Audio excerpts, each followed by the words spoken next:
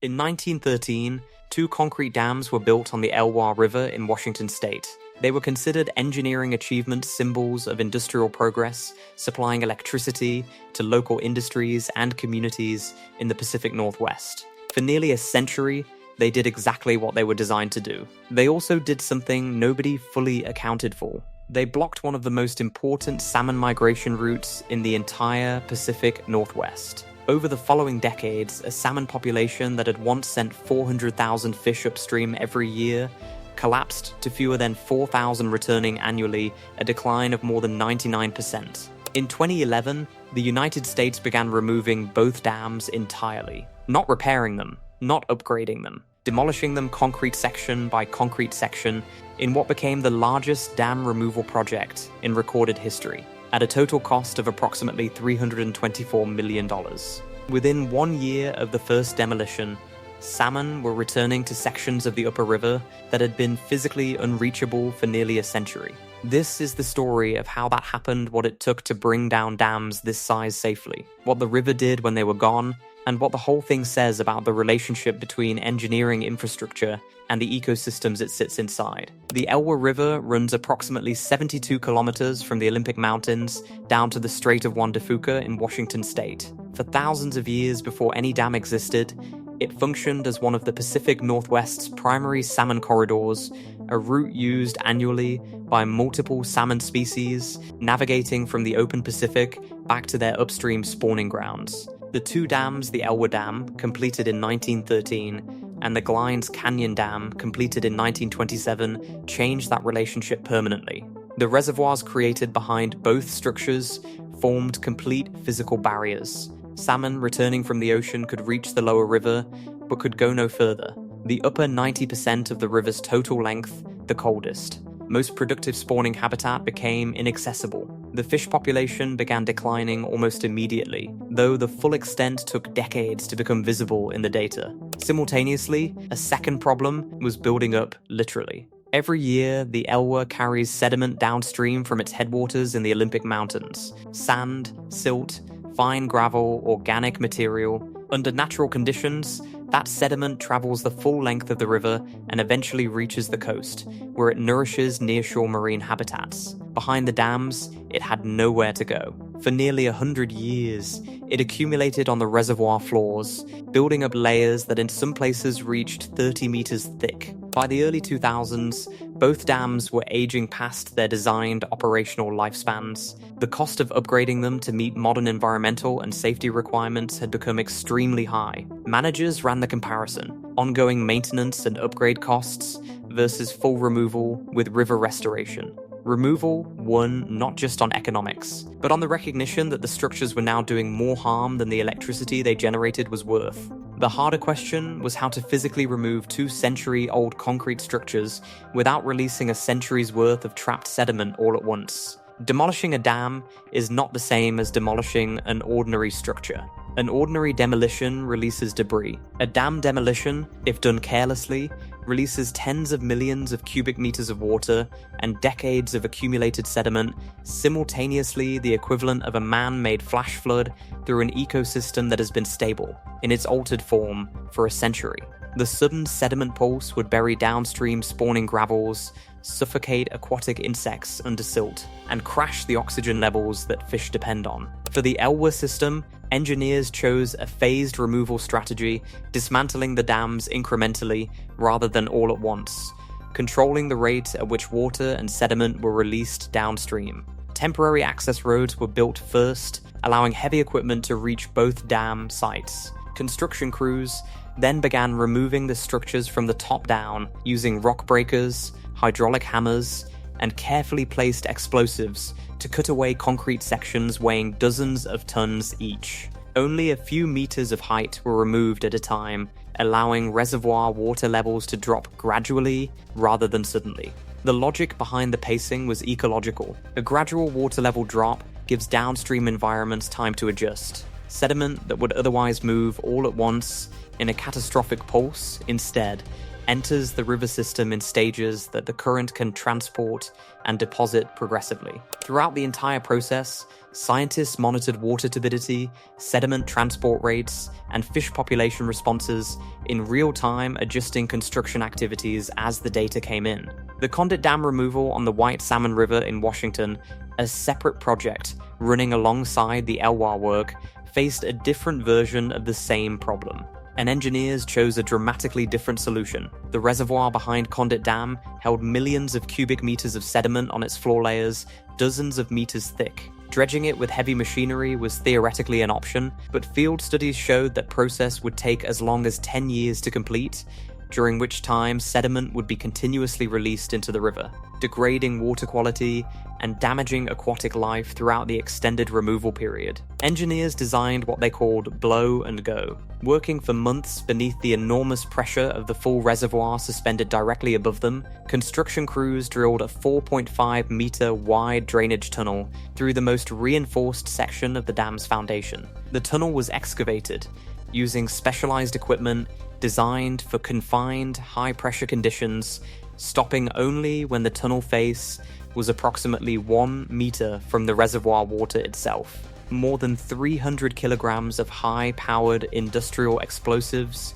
were then packed into that remaining layer of concrete. When detonated, the pressure from the tens of millions of cubic meters of water behind the dam created a physical force comparable to a controlled flash flood, tearing through the final barrier and carrying approximately 2.4 million cubic meters of compacted sediment into the Columbia River Basin within hours. The Elwha removal was measured and incremental. The Condit removal was immediate and total. Both approaches were responses to the same fundamental challenge: getting sediment out of a reservoir without destroying the downstream ecosystem in the process. The difference was scale, timeline, and engineering judgment about which risk was greater, a slow chronic release or a single intense one.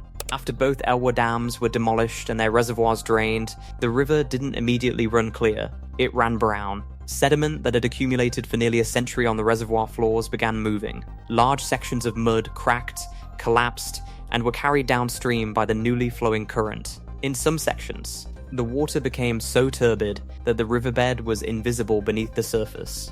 Local residents and environmental groups raised concerns about water quality, aquatic habitat, and the condition of downstream areas absorbing the sediment pulse. Ecologists describe this as an unavoidable transition phase, not a sign that something had gone wrong, but a sign that the river was actively moving material it had been accumulating for 100 years. Fine sediment was carried progressively downstream into the broader river system. Beneath it, something the river needed was gradually reappearing: clean gravel and cobble beds. Salmon don't spawn in mud. They spawn in clean gravel, specifically gravel with good water circulation flowing through it, which keeps developing eggs oxygenated.